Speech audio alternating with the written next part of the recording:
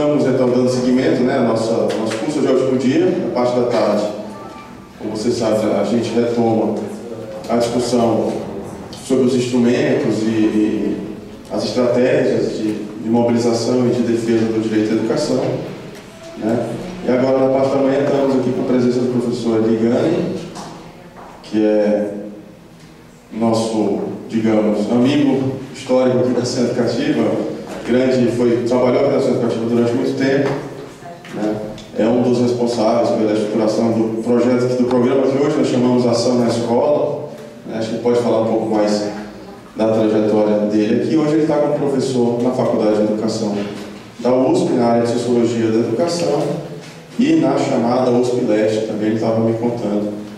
Aqui o Eli também é um dos mobilizadores do Fórum de Educação da Zona Leste, né?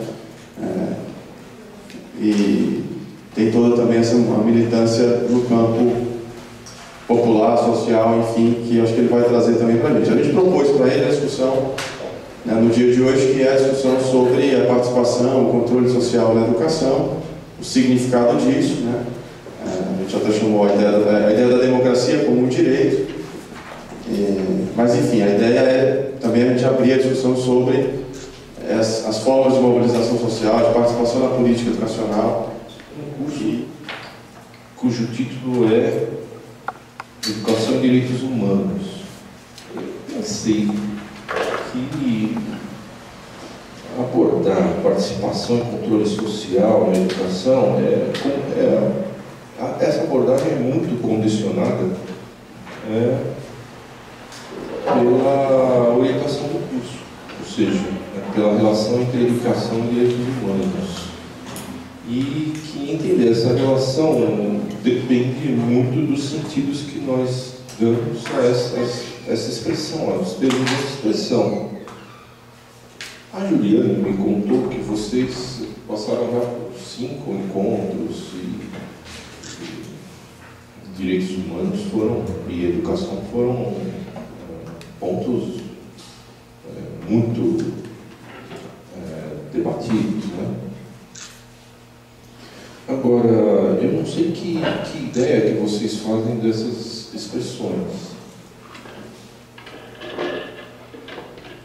Geralmente, bom, eu vou adiantar uma opinião minha, né?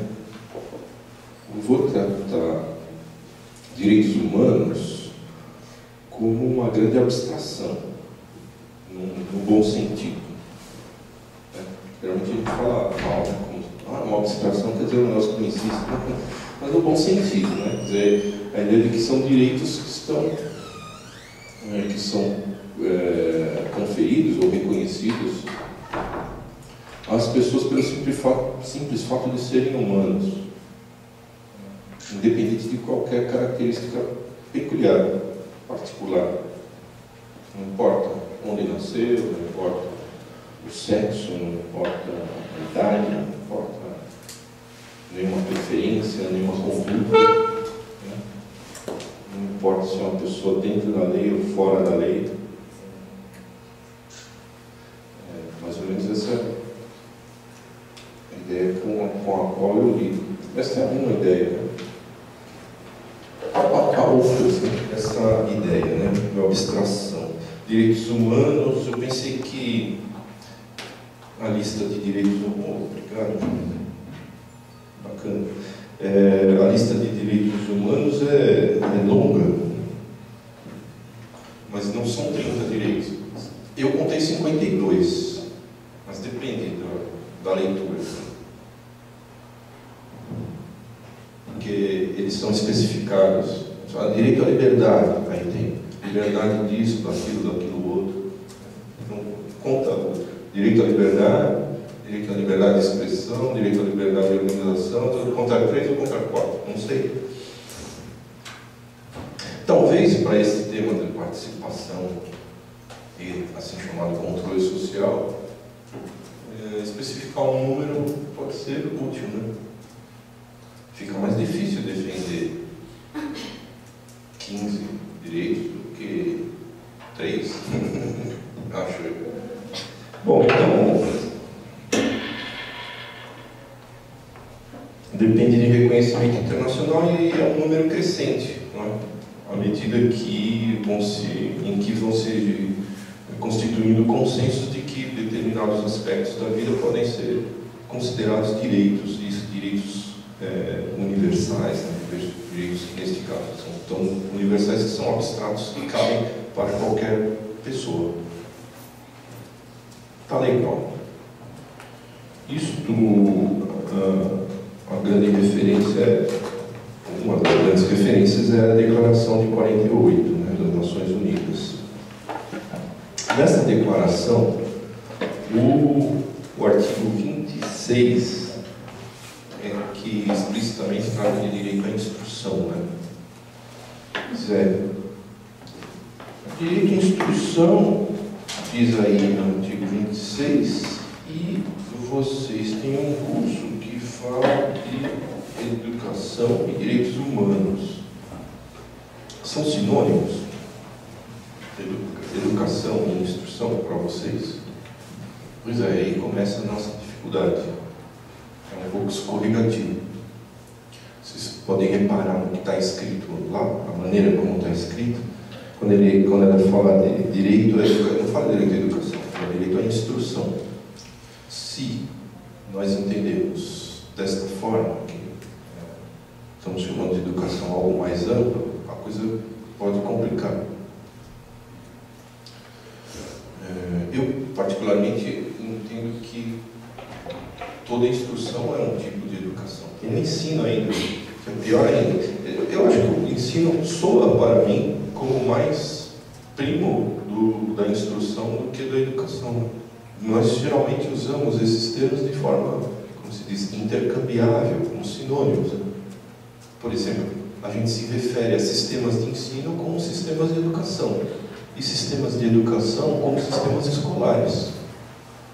Não é assim? No entanto, a Juliane é uma profissional de comunicação e eu suponho que, quando ela exerce a ocupação dela, a profissão dela, ela, aliás, são duas palavras diferentes, né? A ocupação não é a mesma coisa que profissão. quando ela exerce a profissão dela em comunicação, em alguns aspectos, talvez muitos, ela esteja ensinando.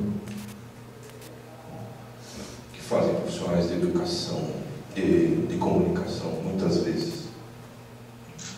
Reúnem, organizam, interpretam e difundem informação. Né? Que faz tipicamente uma professora numa sala de aula de uma escola regular. Reúne, organiza, interpreta e difunde informação. Né? São pontos de interseção. Mas nós podemos entender a coisa de maneira muito mais estrita, né? Por exemplo,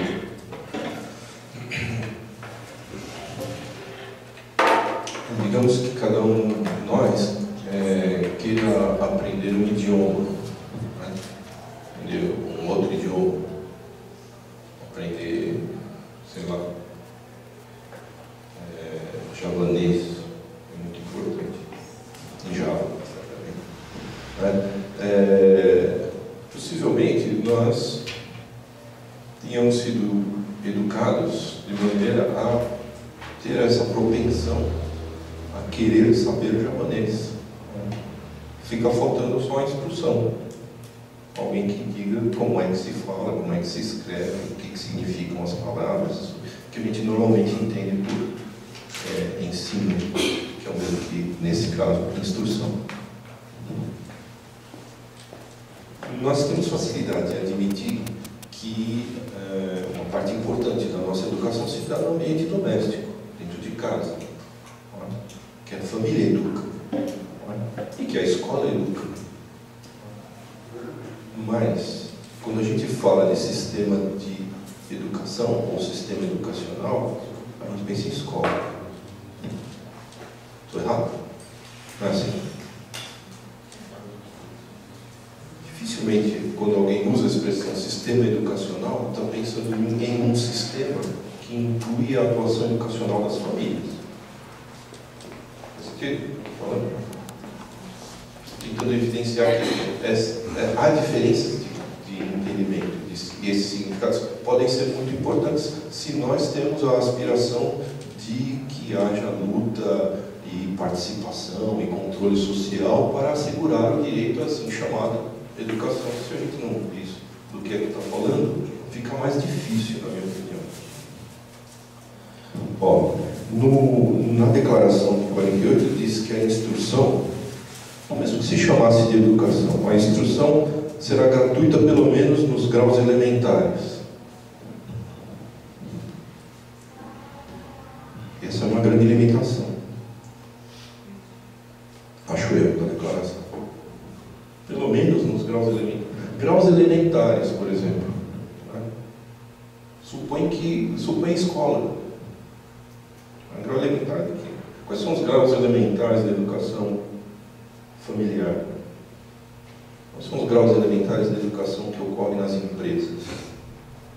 Quais são os graus elementares da educação que ocorre na participação política? Então, se refere à escola. Aí diz que a educação elementar será obrigatória. Aqui eu tenho uma hipótese sobre sobre uma mudança da relação entre direito e educação. Historicamente, isso que a gente entende por sistema escolar, né, que começou sendo chamado de sistemas nacionais de instrução. Né? Essa oferta de um conjunto de escolas que abarque toda a população de um Estado-nação, né, do país, emerge com a Revolução Francesa. Escolarizar todo mundo era um pilar central do projeto político da Revolução Francesa. Nessa época, a relação entre educação e direito, eu diria que é inversa, né, comparada com atualmente. Quem tem direito é o Estado. O Estado tem direito de educar todo mundo, quer dizer, de submeter todos a um processo educacional como instrução. Por quê? A Revolução Francesa procurou e conseguiu destruir, em grande medida, um regime absolutista, um poder político total, e que era o poder político que assegurava a desigualdade social, a sociedade hierarquizada. Esta desigualdade social e este poder político absoluto tinham uma fonte de legitimidade nos saberes autorizados pelo poder eclesiástico, pela Igreja. Os revolucionários queriam igualdade, eles queriam destruir o poder absolutista e a fonte de legitimidade dessa desigualdade deste poder. Por isso, eles propuseram que todos se transformassem de servos em cidadãos e que usassem da razão. Essa transformação seria usar da razão. Usar da razão significava utilizar saberes cuja fonte de legitimidade não fosse aquela convencional, mas fosse o que se entendia por ciência. E isto seria promovido por uma máquina total, que é o Sistema Nacional de Instrução, operado por uma categoria especial de profissionais que são as professoras e os professores do magistério. A ideia é que a educação cumpriria esta missão libertadora, nesse sentido, de instrução. E quem tem o direito de fazer isso é o Estado. O dever de cada indivíduo é o dever como cidadão para com o Estado, que nesta concepção representava a todos, ao conjunto, a assim chamada sociedade. O Estado era a expressão da sociedade e se opunha a cada indivíduo. Cada indivíduo deveria se submeter como cidadão a um poder geral. com esse entendimento, nós temos hoje uma visão invertida. São os indivíduos que nós reconhecemos como tendo direito à educação e o Estado como sendo o agente devedor.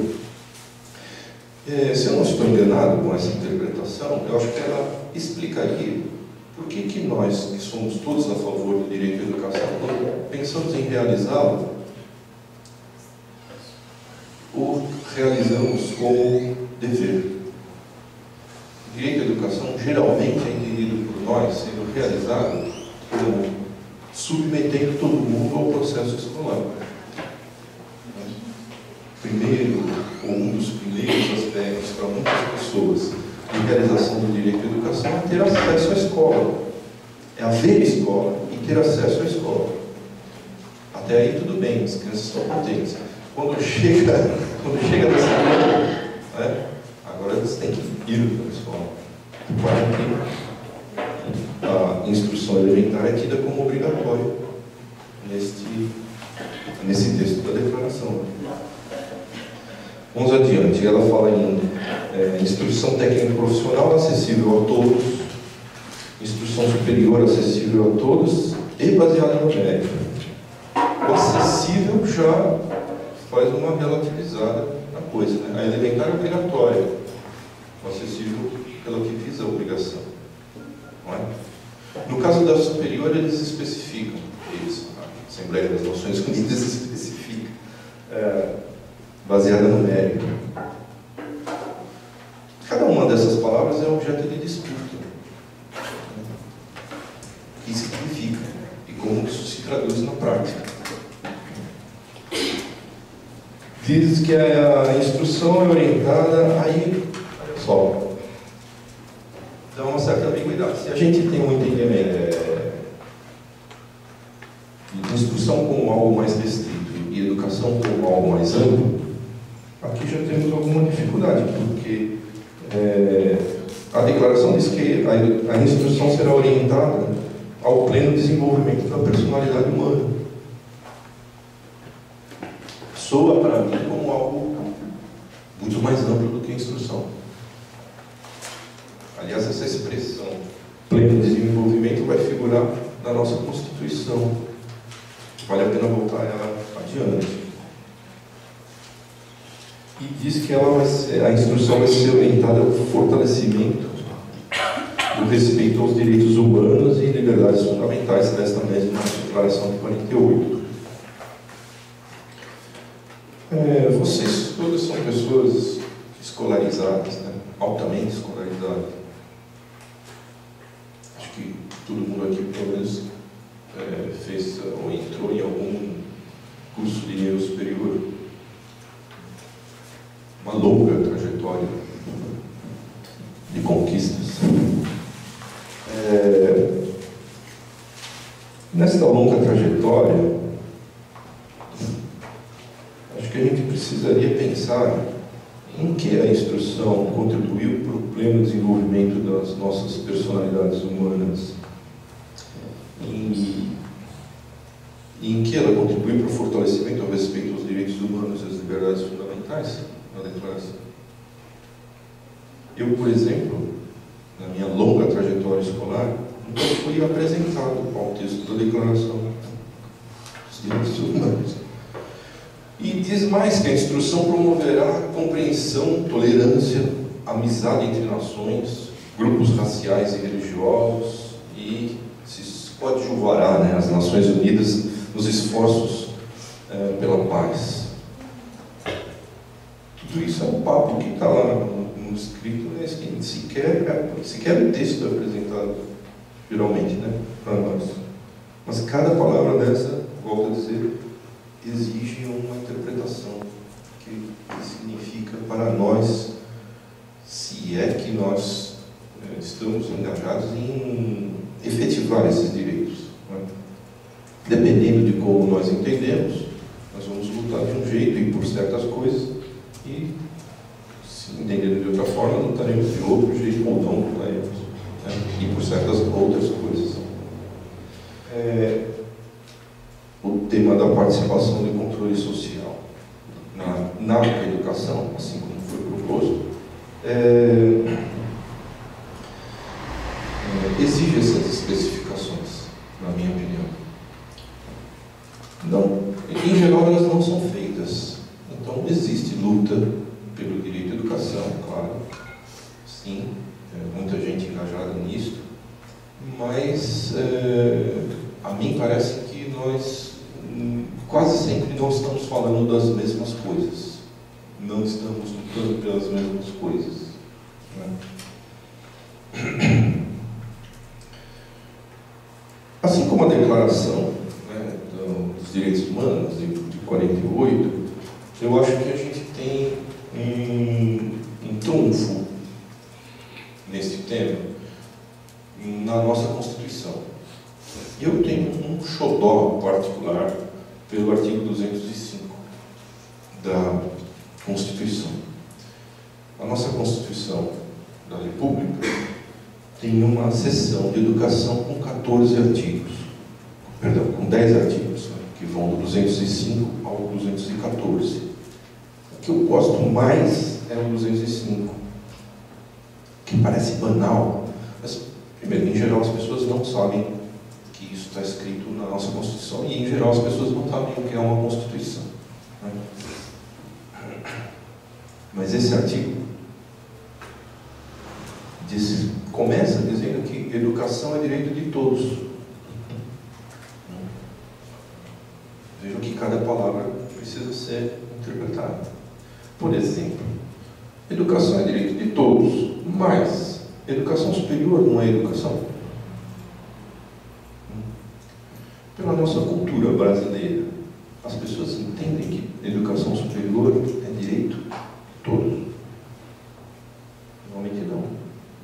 Ou mesmo que a gente pense em formas restritas, né, de educação como oferta de serviços escolares, se a gente pensar em EMEI, né, em creche, a chamada educação infantil na nossa legislação, acho que muita gente, possivelmente a maior parte das pessoas no Brasil, não considera a oferta de serviços escolares para crianças de até 5 ou 6 anos de idade, 5 anos, como um direito. É um quebra-galho, né? Se a gente conseguir alguém para cuidar da criança enquanto trabalha, legal. Se arrumar uma crechezinha, beleza, mas aí é uma sorte, né? Essa é a impressão que eu tenho, que muita gente pensa dessa forma. Se eu não estou enganado, muita gente pensa de forma distinta da ideia, de uma ideia, do que seja educação como direito de todos. Estou pegando os dois extremos, né, da escolaridade, a oferta de educação escolar infantil e a oferta de educação escolar superior. Muito bem, diz que educação é direito de todos e que é dever da família e do Estado, que será promovida com a colaboração da sociedade. Então, uma maravilha esse artigo. Pensa nisso. O maior barato. Direito de todos, dever da família e do Estado, quer dizer tudo. Porque, né, salvo engano, ninguém ou pouca gente está fora desse espectro da família ou do Estado. Será promovido com a colaboração da sociedade. Mas a gente não sabe do que está escrito e poucas vezes pensa sobre isso. Precisaria traduzir. Como é que será promovida a educação com a colaboração da sociedade? É suficiente o Bill Gates criar uma fundação para, né, promover o uso de computadores? Essa é a boa contribuição do Bill Gates como parte da sociedade para a educação? É a boa e é suficiente? Valeria perguntar. Mas pense em quem está empregado pelas empresas particulares. Pense em cada uma das suas empresas. Qual a colaboração que elas dão para a educação, ou para o direito à educação? Desde o boteco que fica aqui na esquina da sua iniciativa, que é uma empresa, até aquela agência do Bradesco que está ali na praça. A Constituição não está mandando promover uma colaboração da sociedade, mas essas partes da sociedade não colaboram, aparentemente não estão colaborando muito. E o mais legal, desse artigo, para mim, é que ele coloca 3 objetivos para a educação no Brasil. E são objetivos muito amplos. Diz que é visando esse papo todo, esse dever da família, do Estado, de colaboração da sociedade, visando pleno desenvolvimento da pessoa. Só aí já temos uma vitória maravilhosa da classe operária. Também haverá controvérsia sobre o que é pleno desenvolvimento da pessoa. Mas tentar fazer isso já é uma boa. O segundo objetivo, pelo menos na ordem que é apresentada, mas tão importante quanto, é seu preparo para o exercício da cidadania. Tudo isso para especificar. O que a gente está chamando de cidadania, de exercício da cidadania, de preparo para isso. Se a gente lê o que está escrito nas leis, por exemplo, em convenções internacionais, declarações, nós podemos entender que a gente se prepara para o exercício da cidadania. Mas eu, pessoalmente, acho que isso não é suficiente. Pode ser que a gente não conheça o que está escrito lá, mas pode ser que a gente pratique a cidadania. Milhões de pessoas no Brasil são eleitoras e votam, né? E acredito que uma pequena minoria tem mais ou menos a noção do que dizem as leis eleitorais, né? Digamos que botasse todo mundo para ler aquele montão de lei, né? Talvez ajudasse, mas tem uma série de outras coisas que se podem fazer como exercício da cidadania para se preparar para o exercício da cidadania. Não sei se eu estou sendo claro nesse ponto. E o terceiro objetivo é a sua qualificação para o trabalho. Tudo em aberto. Por exemplo, em escolas de educação básica, conversando com professoras, né, de ensino fundamental, médio, sobre esse artigo, apresentaram grande dificuldade de se situar nesse terceiro objetivo, qualificação para o trabalho. Mas nós não somos uma escola técnica, o que para mim denotava uma compreensão do que seja preparar-se para o trabalho, é ser instruído num ofício, que é o que faz uma escola técnica, me parece. Mas o trabalho envolve um mundo, né? Chamamos de mundo do trabalho, envolve relações de muitos tipos, relações de poder, por exemplo, né? Envolve saberes sobre o trabalho, envolve domínio sobre o processo de trabalho, sobre o produto do trabalho, sobre instrumentos do trabalho, sobre finalidades do trabalho, sobre usos do trabalho, sobre um monte de coisa, né? Mas diz aí a Constituição que a gente devia educar para tudo isso. Mas a linha aqui do que eu estou propondo como abordagem é essa, de a gente considerar que existem alguns marcos importantes de referência que não são debatidos. Então, os seus significados são obscuros, são confusos, não é? E que, a mim parece que, especialmente importante na luta pelo direito à educação, está a criação de oportunidades para que as pessoas se entendam em torno dos significados, né, destes pontos do tema. E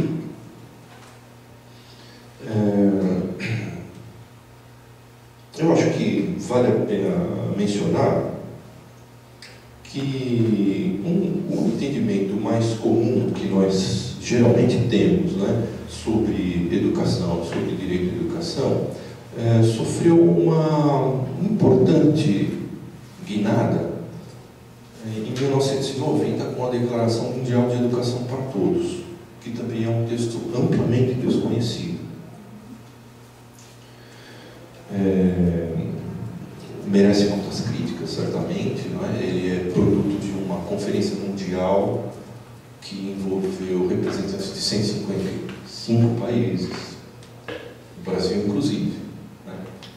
E como um texto resultante, né, de uma conferência desse porte, com uma variedade muito grande de atores, né, de organizações promovendo, enfim, o texto que sai é o texto resultante de uma complexa negociação e de escuta, né? Mas, de todo modo, a Declaração Mundial da Educação para Todos tem muitas coisas bacanas. Por exemplo, tem no seu plano de ação propõe a redução de gastos militares pelos países para investimento em educação. Não é uma proposta legal? Que tem tudo a ver com a Declaração dos Direitos Humanos, lá, que dizia que tem que coadjuvar os esforços das Nações Unidas para a manutenção da paz. Trocasse uns 5 casas por uma mudança salarial, profissionais da educação, ou a contratação de mais profissionais para reduzir a jornada, para a gente poder lidar com um número menor como chamam de alunos, eu não gosto da palavra, mas de pessoas, né? Isso é muito bacana. Isso é uma coisa que tem na declaração, por exemplo, que a gente não toca, né? Não alcançamos ainda. Vocês tiveram contato com várias pessoas nesses 5 encontros, e várias delas se referiram certamente o Daniel Cara, né? A aspectos de financiamento da educação. Isso é crucial. Enfim, não tem dinheiro. O Daniel se esforçou para demonstrar que tem, né? Não é isso? Fez lá um monte de conta e tal. Mas tem. Mas isso é um exemplo importante, mas eu acho que não é o principal. Na declaração, eu acho que tem 3 coisas que eu acredito que são especiais, né? Uma é a ideia de deslocar a aprendizagem que tem tá convencionalmente, né, um lugar secundário para o centro da educação. Ou seja, isso significa destituir o ensino da sua posição central. Estou dizendo aqui, na nossa historinha, na nossa maneira geralmente de entender, o ensino ocupa posição central nos debates educacionais. Por exemplo, os sistemas de educação são chamados convencionalmente de sistemas de ensino, né? Geralmente, não de sistemas de aprendizagem. Claro que toda escola, o sistema escolar é para aprender, mas para aprender aquilo que se ensina. Então, se nós supusermos que as pessoas aprendem muitas coisas, em muitas situações, né, com muitos meios, né, reduzir a aprendizagem importante apenas àquilo que resulta do ensino pode ser um erro muito grave. Um erro muito grave que veio sendo cometido durante décadas e ainda continua. Não sei se estou falando muito tortuoso para se compreender. Mas, reparem que as pessoas nas escolas são geralmente avaliadas. E tem algum interesse que essa avaliação se refira à sua aprendizagem, certo? Mas a aprendizagem que resulta do ensino. No entanto, a gente aprende um monte de coisa na escola que não resulta do ensino. Por exemplo, algumas pessoas aprendem a odiar matemática. Não era um efeito desejado nem da professora de matemática, não, nem do sistema escolar propriamente. Mas quantas pessoas não aprendem isso? Mas vale para matemática ou qualquer outra matéria, né? Algumas aprendem a odiar matemática e história. Algumas aprendem a odiar matemática, história e geografia. Algumas aprendem a odiar tudo que foi ensinado na escola. São importantes aprendizados, marcam a vida dessas pessoas, reorientam sua trajetória. Mas nenhum desses aprendizados importa para a avaliação escolar. A aprendizagem que vale na escola é a aprendizagem que resulta do ensino deliberado. O ensino está no centro. Então a declaração fala, a aprendizagem ocupará o centro, nos coloca um importante questionamento, uma mudança de ponto de vista muito grande. Grande parte do nosso ensino é reduzido à instrução. Não é? A instrução daquilo que chamam de conteúdos, que é outra palavra feia, mas além de aprender a odiar, a gente aprende muitas coisas que têm a ver com uma dimensão importante, né, de cada pessoa, que é uma dimensão emocional. A gente aprende a concorrer com os outros. A gente aprende a se alegrar com a destruição dos outros, né? Com a derrota dos outros. A gente aprende a se virar sozinho. A gente aprende muito pouco isso. Como é que diz a declaração? Compreensão, tolerância, amizade. Amizade. Qual que é a atividade sistemática das escolas para que nós aprendamos a ser amigos? Não é importante. Você tem manutenção da paz sem ser amigo. Vai ficar bem difícil. Nós somos todos inimigos. Vamos manter a paz, gente. Pô. Mais difícil hoje. Então o negócio de deslocar a aprendizagem para o centro, eu acho que tem importantíssimas consequências. Outro ponto. Diz lá que a educação começa com o nascimento e dura por toda a vida. Que é muito distinto da nossa tradição. Nossa tradição é de tratar a educação como escolar, como infantil. Educação é escola para criança. É escola e é para criança. Essa é uma visão reduzida, mas é o que pega, é o que a maior parte das pessoas pensa. Se pensar em direito à educação, geralmente as pessoas vão responder assim: é escola para criança. E é primária. Escolar, primária para criança. E é ensino. Faz sentido? Está dando para acompanhar? Pegar? Então, quando vem a declaração de John Jean, diz a aprendizagem está no centro e a educação começa com o nascimento e dura por toda a vida, também muitas consequências extraem disso. Quer dizer, estamos nos educando em todos os momentos da vida, em todo lugar, com todas as pessoas.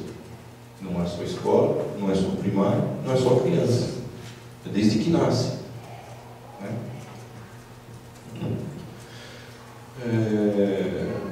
É assistindo televisão, sendo um noticiário ou não. É tendo papo na sexta-feira à noite, prestando a voz. Bebendo refrigerantes gelados. Tudo isso seria entendido como educação também. Mas, eu acho que não. Alguns dirão que, por toda a vida, então os velhos estão incluídos também. Presumivelmente eles estão aprendendo, de um jeito ou de outro. Poderiam aprender coisas mais. Eu, por exemplo, sou uma pessoa idosa, eu estou com 87 anos, acho que continuo aprendendo. Sou conservado, acho que continuo aprendendo. Mas, brincadeiras à parte, então, essa é a segunda coisa que eu destacaria da declaração de Fontinho. E a terceira é uma educação que responda a necessidades básicas. A declaração usa uma expressão que eu diria circular, né? Causa alguma dificuldade, mas ela é uma chave. Ela fala de necessidades básicas de aprendizagem. Necessidades básicas de aprendizagem. Então, porque a gente tem uma educação que responda a necessidades básicas de aprendizagem. Fica meio circular nesse sentido. Precisamos de uma aprendizagem que responda a necessidades de aprendizagem. Mas eu acho que o precioso é responder a necessidades. Quando alguém, ou a declaração, diz isso, nos impulsiona a rever se nossas atividades educacionais estão respondendo à necessidade. Né? E eu acho que a gente pode encontrar um grande número de exemplos em que a nossa educação, as nossas atividades educacionais nem identificam, né, nem respondem a muitas das nossas necessidades. Só isso é um tema bárbaro para a gente pensar. Né? Porque, por exemplo, eu acredito, posso estar redondamente enganado em tudo que eu estou falando, mas eu acredito que uma grande parte da nossa vida nós levamos tentando identificar quais são as nossas necessidades. O que é que nós estamos precisando mesmo, como indivíduos. Mas cada um de nós, indivíduos, somos parte de um grupo. Né? Nós vivemos em determinado lugar, né? Somos mulheres, somos homens, nós temos variedades de preferências, nós temos historinhas peculiares, nós temos sensibilidades variadas, temos necessidades de diferentes ordens. Algumas são de caráter íntimo, outras dizem respeito a uma amplitude muito grande, como o planeta. Nós temos necessidade de respirar e ar limpo, não é isso? E criaram também uma série de outros direitos relativos a esses aspectos.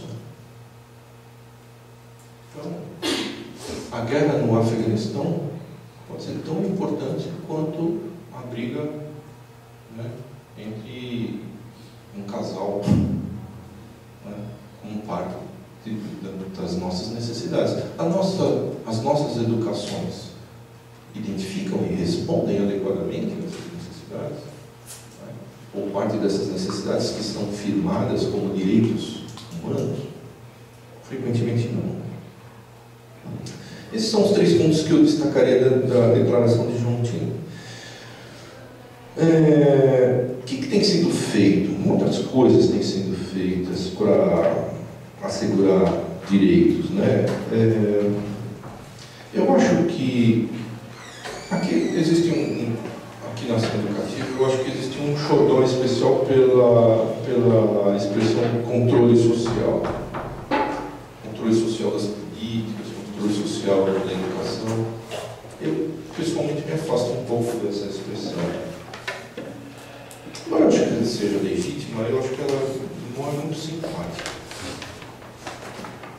Por que eu acho isso? Acho que eu vou explicar dizendo que 15 pontos, tentar ser breve. 15 pontos, porque é o seguinte, eu não sei se vocês conhecem o Padre Ticão. O Padre Ticão é o padre da paróquia São Francisco em Ermelino Matarazzo, na Zona Leste aqui de São Paulo, capital. E esse é uma figura absolutamente destacada da luta pelo direito à educação. É uma figura literalmente extraordinária, porque não é comum que padres lutem por educação pública. A história brasileira, né, é uma história em que a Igreja veio oferecendo educação escolar particular. Não é? E, salvo engano meu, ela foi muito alheia, esteve muito alheia do universo da educação pública, da escolar pública. E, às vezes, com posições muito negativas. Né, resumidamente, eu vou ser cruel com a Igreja. Ela é interesseira. Ela quer da educação pública, ela quer dinheiro para as suas próprias escolas, e ela quer que as escolas públicas sejam um lugar para fazer ensino religioso. Que poderia haver alguma legitimidade nisso, mas só nessa, não tem mão dupla.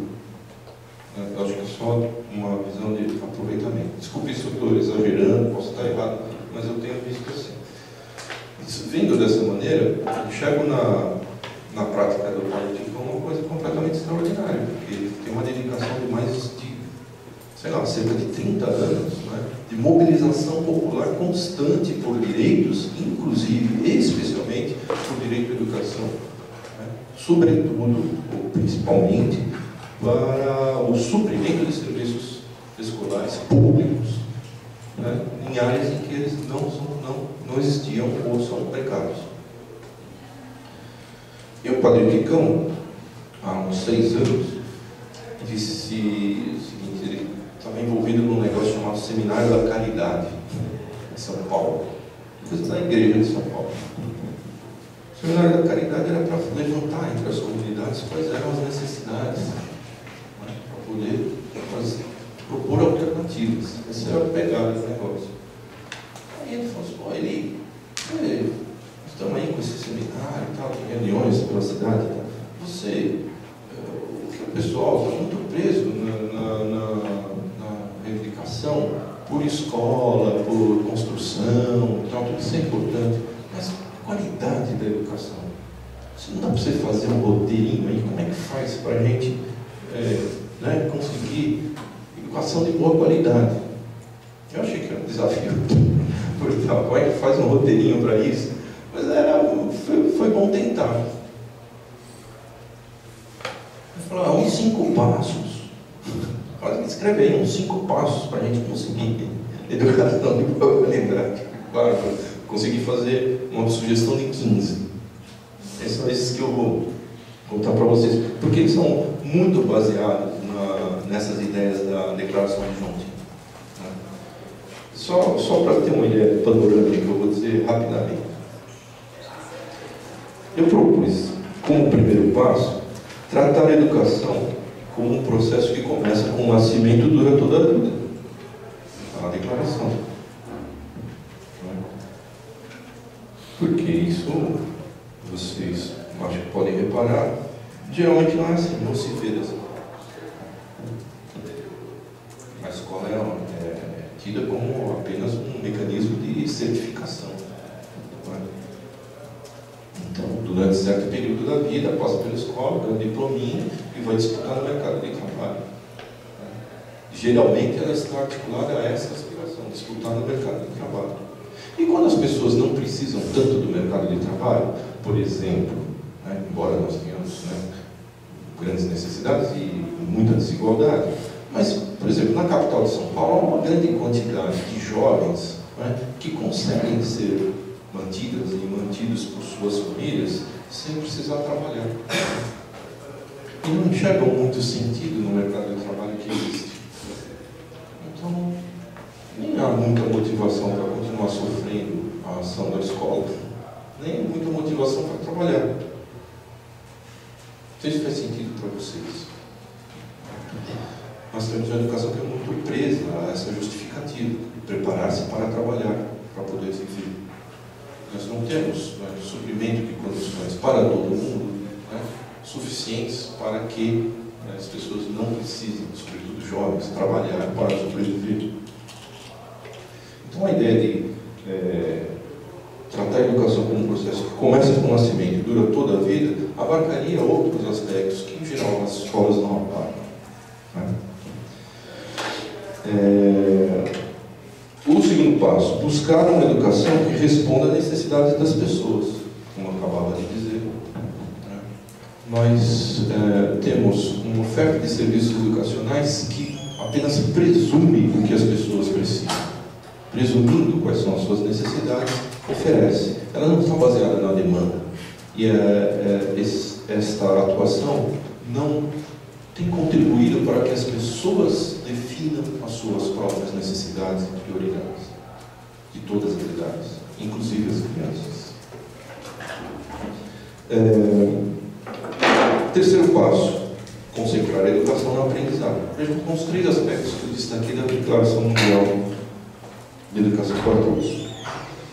Quarto passo: promover a aprendizagem a partir do fato de que toda pessoa educa e se educa.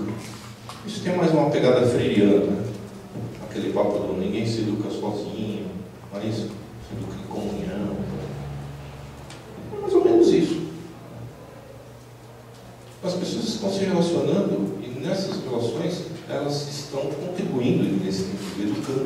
contribuindo para a educação das outras. E ao se educar, elas estão educando as outras. Se elas fizerem isso de maneira deliberada, talvez os efeitos sejam outros. Se a gente levar isso em consideração, talvez os efeitos sejam outros. Talvez a gente valorize aprendizagens que normalmente nós não temos valorizado. Quarto passo, não. Quinto passo, valorizar e unir todas e todos os agentes educacionais. Também procura ser coerente com as ideias iniciais. Quem educa? Muitas organizações de muitos tipos diferentes, muitos indivíduos de muitos tipos diferentes. A gente valoriza essa gente toda? Não valoriza nem os profissionais. Quinto passo, manter a aliança, aí falando em profissionais, manter a aliança prioritária com profissionais da educação. Quer dizer, se houver, por exemplo, dia 28, quinta-feira, foi lá o Padre Quicão com mais umas 30 pessoas da Zona Leste na Secretaria de Educação, aqui na Praça da República, para uma audiência que ele conseguiu marcar para a melhoria da educação nas escolas estaduais de São Paulo. Uma audiência com o secretário Hermann Forfait. Então, ele convidou, mandou os e-mails, circulou e tal, e eu falei, tá, eu vou, quero ir. Podia pelo menos dar um pulinho lá. Aí estava aquela tigrada lá da Zona Leste, na sala dos retratos, na Secretaria Estadual de Educação, esperando o secretário. E eu dei uma olhada assim, não encontrei, exceto pelas... Tinha 3 dirigentes de diretorias regionais, as DERs, que na Zona Leste são 3 DERs, são 5 DERs, tem 3. Tirando essas, não tinha nenhuma professora. Isso me chamou a atenção. Bom, então nós estamos lá, finalmente, depois de, sei lá, 30 anos de movimento de educação na Zona Leste, até o Ademir, que é um militante antigo, poxa, olha que beleza, vamos tirar foto, né? Imagina, na época, nos anos 80, os caras jogavam bomba na gente, lá na Praça da República, mas a gente está na sala do secretário. E eu olhei para quem estava na sala do secretário e não tinha uma professora estadual para tratar da qualidade da educação que elas fazem nas escolas estaduais. Então é um sinal. A aliança que os grupos que defendem direito à educação fazem com a categoria profissional do magistério e o vice-versa, né? Porque também o magistério não é muito fácil. O movimento da própria categoria profissional do magistério apela para a solidariedade da sociedade, dos pais, né? Gostaria que tivesse aliança juntos para defender os interesses, supondo que defender os interesses da categoria do magistério é defender uma boa educação. Isto pode ser que sim, pode ser que não. Ele supõe que os fatos estão indicando que nem sempre é assim. Porque as pessoas comuns não se mobilizam em solidariedade a movimentos docentes. Reparem, a quantidade de movimentos docentes, todo ano tem, ou quase todo ano tem greve no magistério, em todos os estados. Às vezes greves muito longas, Rio de Janeiro, São Paulo, as municipais, as estaduais. E o pessoalzinho isolado lá. Às vezes tomam umas bombas também, na polícia e tal. Mas muito isolado. Poxa, no estado de São Paulo é a maior categoria profissional do país. Vocês sabiam disso? Os professores estaduais são a maior categoria profissional do país. Não tem maior, não tem. Não é bancário, não é metalúrgico, não é professor estadual de São Paulo. Então nós estamos engatinhando no negócio de ter alianças com a chave. São os profissionais das escolas. O 7º passo, educar-se agindo. ideia de ação refletida, ação pensada, e não de preparação para a vida futura. Nós estamos muito acostumados com essa ideia. Né? Educar, então, é um negócio que se faz antes, né? Um treino antes do jogo. Essa ideia de preparação para o futuro é terrível, porque suspende a vida, enquanto não termina a escolarização. Né? A ideia é muito combatida, sobretudo o pessoal da área da educação infantil tem muito a nos dizer. Percebeu que a vida da criança é brincar, que ela aprende brincando. Isso é uma ideia nem sempre aceita. Frequentemente não aceita por profissionais da educação. Nada desse de brincar. Vamos botar o pessoal na disciplina para se dedicar e tal, e se preparar, porque o futuro do mundo lá fora é muito ruim. Então a gente faz um mundo horroroso dentro da escola, né, para se preparar para um mundo horroroso lá fora.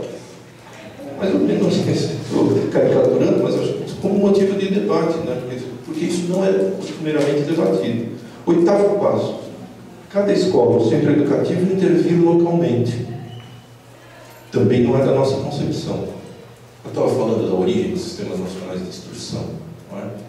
Eles foram concebidos, né, como sistemas nacionais, como um conjunto de escolas, e cada escola como um ambiente isolado do seu ambiente de entorno particular e imediato.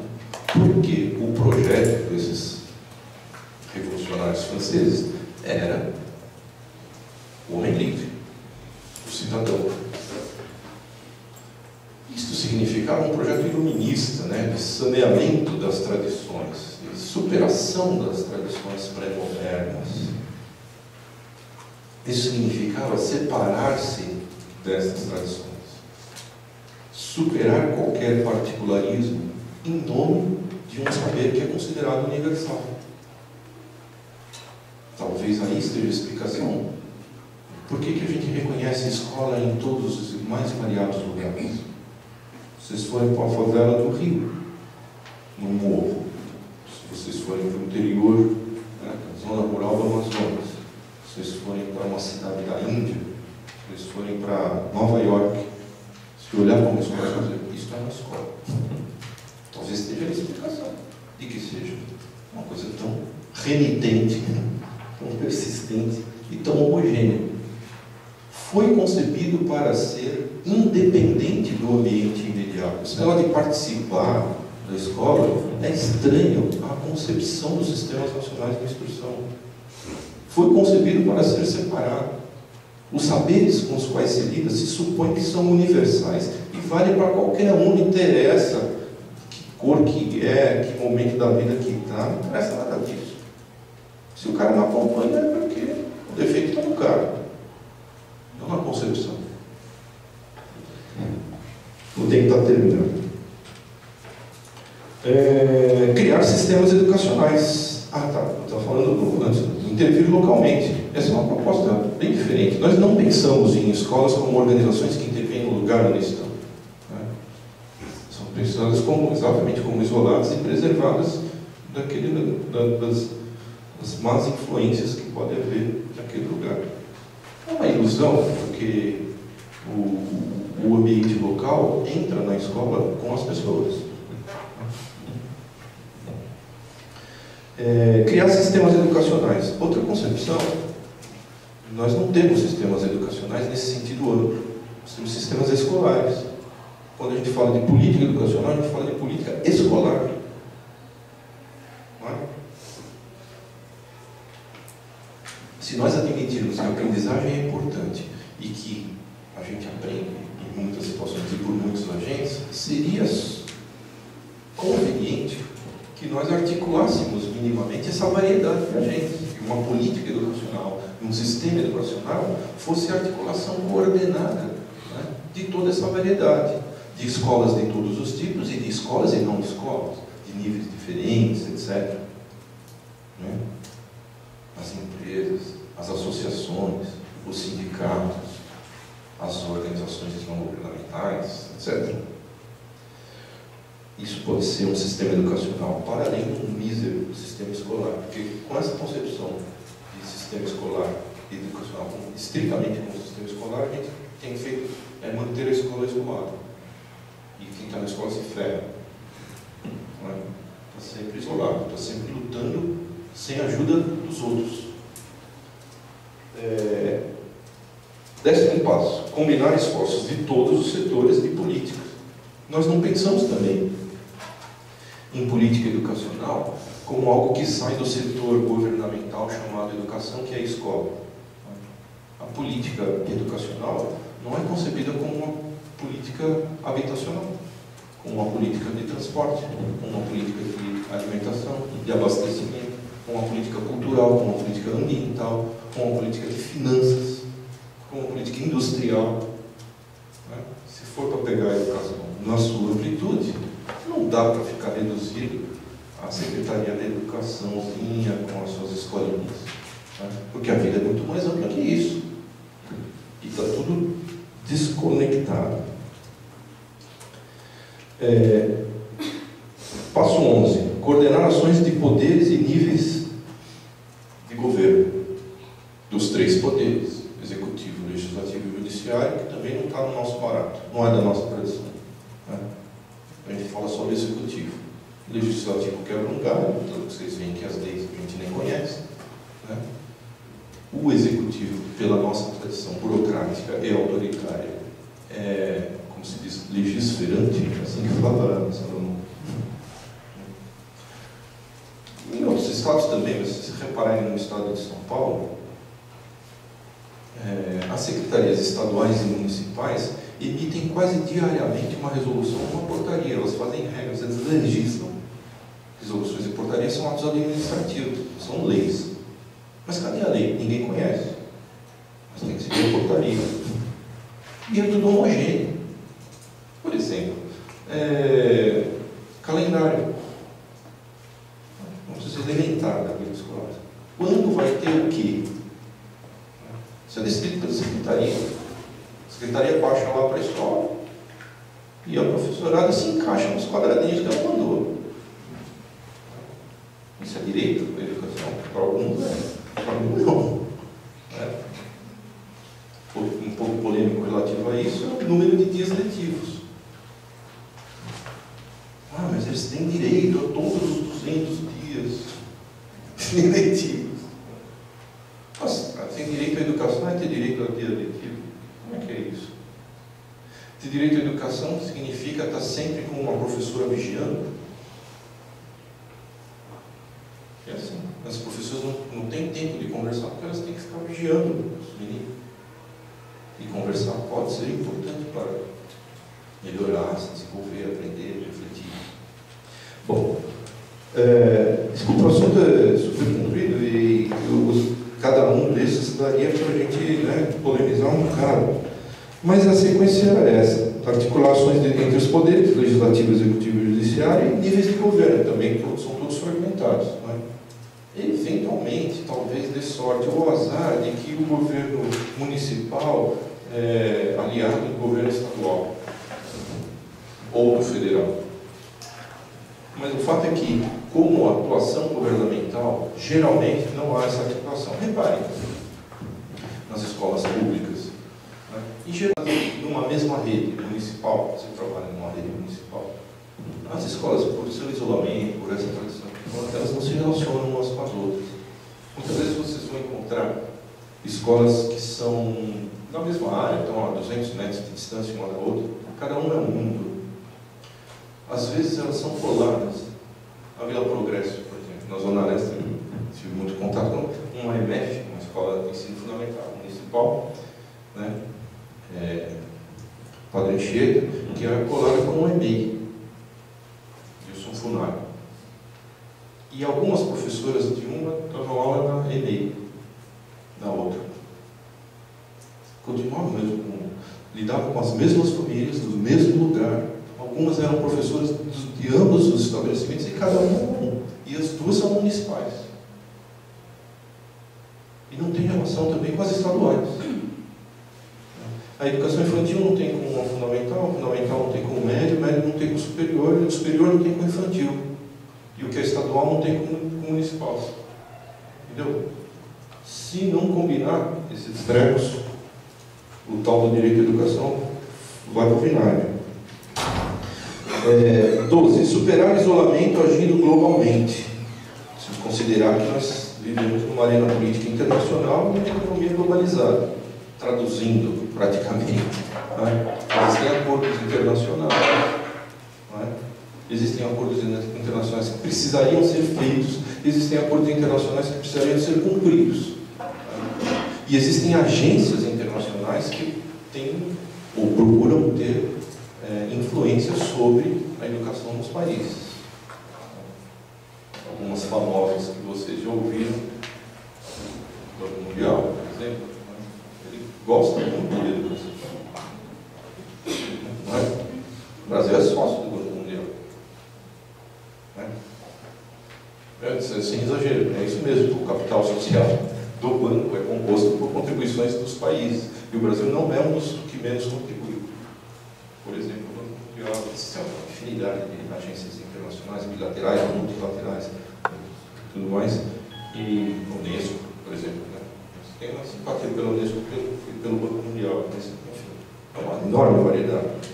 E a gente normalmente não lida com isso. Passo 13. Obter orçamentos educados para ações educacionais. O primeiro de tudo é o montante. Quanto que tem de grana. Tá legal, isso é importante e tal. Então o Daniel Cara está mandando ver o negócio lá da grana. Mas eu acho que também tem mil coisas que a gente não está acostumado a ver que mereceriam entendimento. Por exemplo, nas escolas de Suzano. Ele é de Suzano. Ele trabalha nas escolas municipais de Suzano.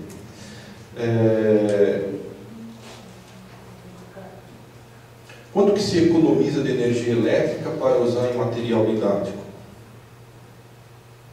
Eu faço essa pergunta só para brincar com o Suzano, mas vale para qualquer lugar. Né?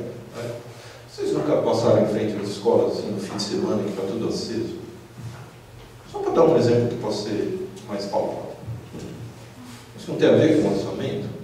Como são feitos os orçamentos? Quanto custa uma escola? Tem um papo do custo aluno para ligar. Mas um estabelecimento. Se vocês todos passaram por escola, quanto custava por mês cada escola de vocês?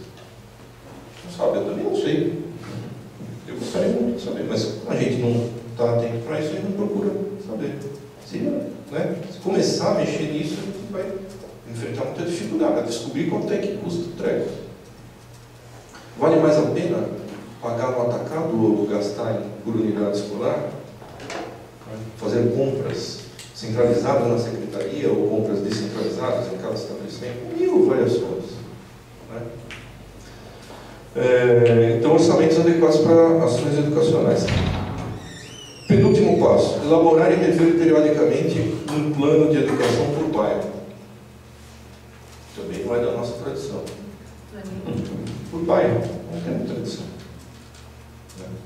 Eu usei a palavra bairro porque é mais fácil de entender, mas o bairro na cidade de São Paulo é bem impreciso. No mapa oficial da cidade, de São Paulo, você só tem os distritos, são 96 na cidade de São Paulo. E alguns bairros atravessam. Vila Ema, uma parte está num distrito, outra parte está no outro distrito. Eu usei bairro porque as pessoas entendem assim. Eu falei Ermelino, Ermelino é um distrito, mas Ermelino é um bairro, chama de bairro. Mas a gente não tem planejamento por essa dimensão territorial. Em geral, a gente não tem planejamento. A cidade de São Paulo, o município de São Paulo, contou com um plano de educação elaborado em 1977 ou 79, depois nunca mais. Quer dizer, não é uma cidadezinha, é o maior centro urbano da América do Sul. Não tem um plano de educação.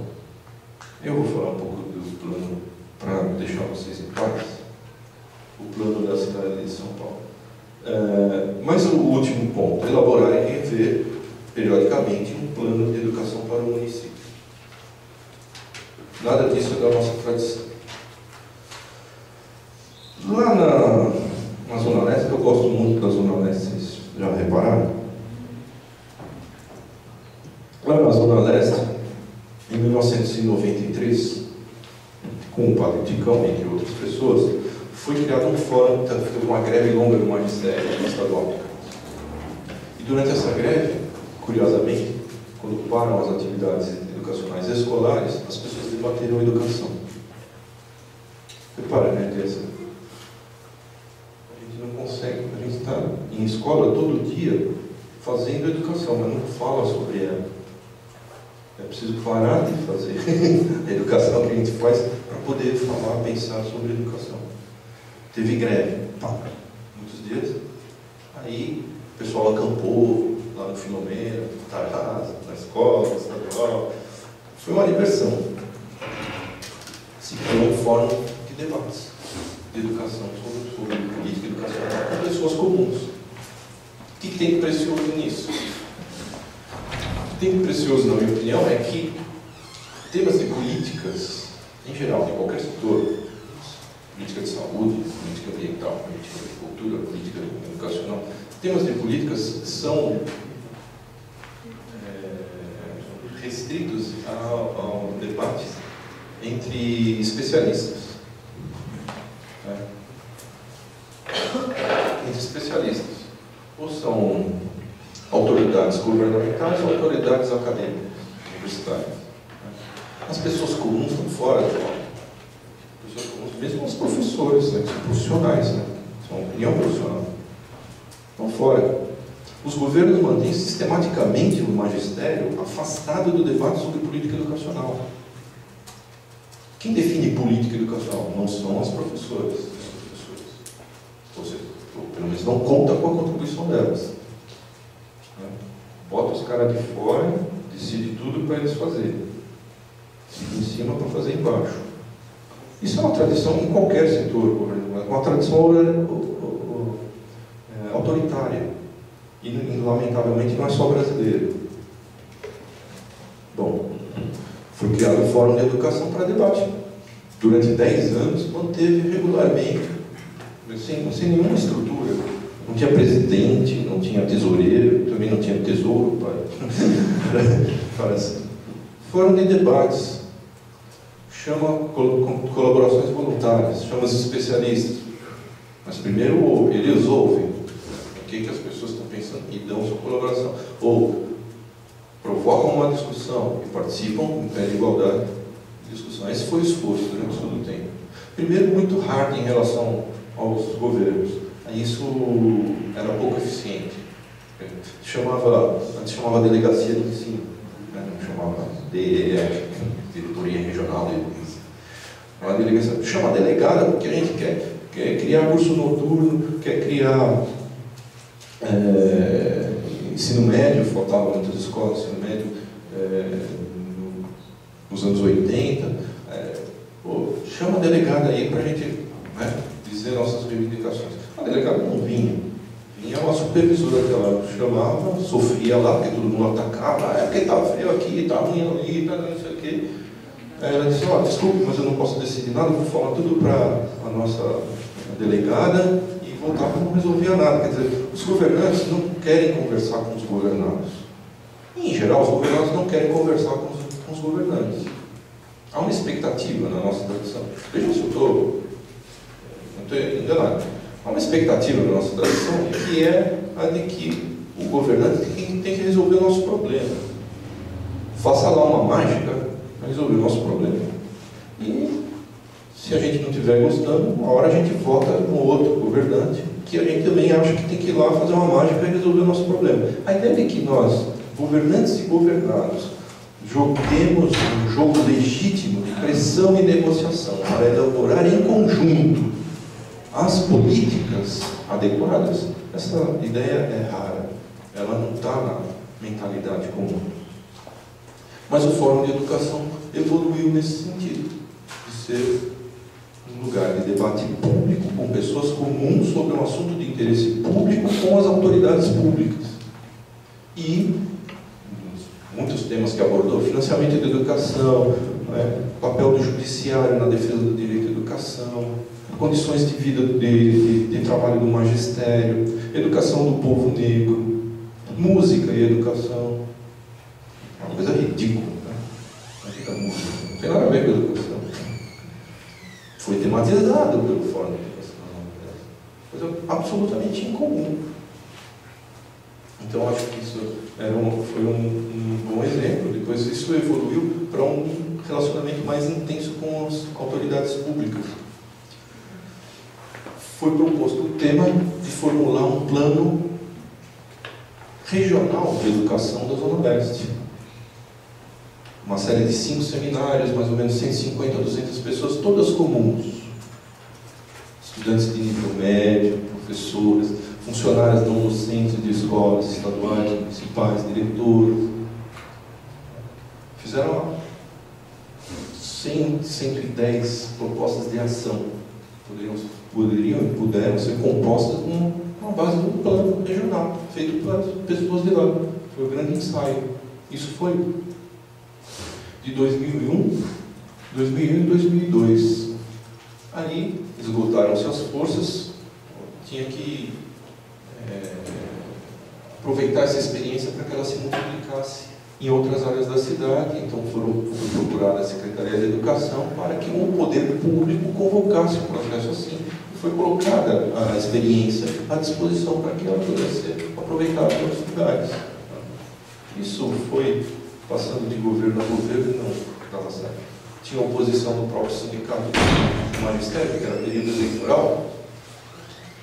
Eles vão querer fazer dessa elaboração do plano de educação para o município um palanque, né, do governo. Ele tinha receio dos governantes, vão fazer um palanque para atacar o governo.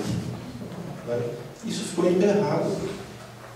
Começou a desentupir o rabo muitos anos depois. E aí vocês têm mais informações sobre o processo na cidade de São Paulo, que aos trancos e barrancos envolveu mais ou menos 20 mil pessoas, o que na cidade de São Paulo significa pouco mais que nada, na minha opinião. Toda quarta-feira vem 30 a 40 mil pessoas para o Pacaembu, de todas as partes da cidade, para assistir um jogo de futebol. Não é? Com promoção da televisão, apoio público particular, financiamento, patrocínio. Ninguém vem obrigado. Toda quarta-feira, 30 mil pessoas no Pacaembu. Toda hora está acontecendo coisa na cidade de São Paulo. São 20 mil pessoas num processo de meses, em conversinhas super preciosas. Mas nos 11 milhões de São Paulo, quer dizer nada. Enchemos o saco do secretário para bota na televisão. Bota na televisão. Se não sai na televisão, as pessoas acham que não existe. Não está acontecendo. Né? Bota na televisão. Ó. Organize o seu encontro na sua escola, no seu bairro. Quer informação? 0800 e tal. Entre no site e tal. Os governantes têm comunicação social. Não é isso? A comunicação social dos governantes é propaganda. Eu não consigo encontrar uma peça publicitária governamental que não seja propaganda. Não tem uma informação, não tem uma indagação, não tem uma provocação, só tem propaganda. Isso é parte da nossa educação. Bom, a gente conseguiu uma formulação com esse número mais ou menos grande e mais ou menos restrito de pessoas, e esse negócio está entalado para que o prefeito da cidade encaminhe, não vai encaminhar,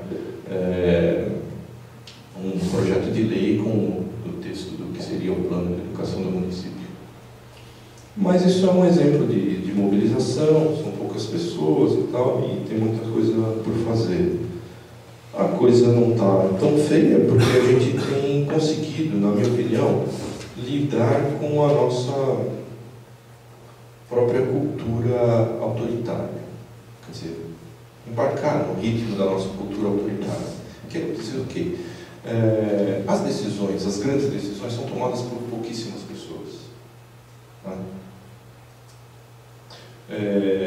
O Plano Nacional de Educação, mais recente, foi aprovado em janeiro de 2000 o outro, em janeiro de 2001 plano de 10 anos pelo Congresso Nacional, passou por debates no Congresso Nacional, foi aprovado, foi para o presidente da República, Fernando Henrique, aprovou com 9 vetos, inclusive um dos vetos incidido, assim, tudo tema da campanha nacional de educação, né? Incidia sobre os recursos. Então, aprovou um plano com limitações, principalmente limitações de recursos que inviabilizavam o próprio plano. Mas tudo isso, a grande maioria da população não sabia. Não sabia que tinha. Passaram 10 anos de vigência de um plano decenal e a grande maioria das pessoas, inclusive profissionais de educação escolar, não tinha a menor ideia de que havia um plano nacional de educação. Então, mas mesmo assim, ele significou esse outro lado que é a de vitória, o processamento no parlamento, né? Negociação, aprovação, uma lei, etc. Então, nós temos vitórias, temos mobilização, temos participação restrita, né? E esse chamado controle social tem a proporção da nossa participação, do nosso conhecimento. Tem coisa boa, nós estamos no marco zero, mas também a gente não está no marco 103. Né? Acho que a gente está no marco 2, ou 2,5. Desculpem ter falado assim, destrambeladamente. Acho que é melhor deixar vocês falarem um pouco agora.